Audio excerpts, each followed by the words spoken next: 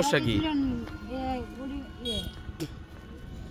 আপনি জুরাইন থাকেন এইখানে না, এই যে এটা খাচ্ছেন এই বাচ্চাটা কার? ও, তাহলে এই যে আপনি এগুলা খাইলে ও ক্ষতিগ্রস্ত হবে না?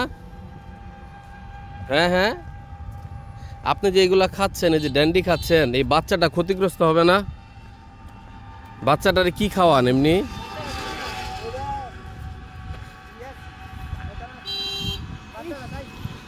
না না, বাচ্চাটা মানে বাচ্চাটা তো আপনারই।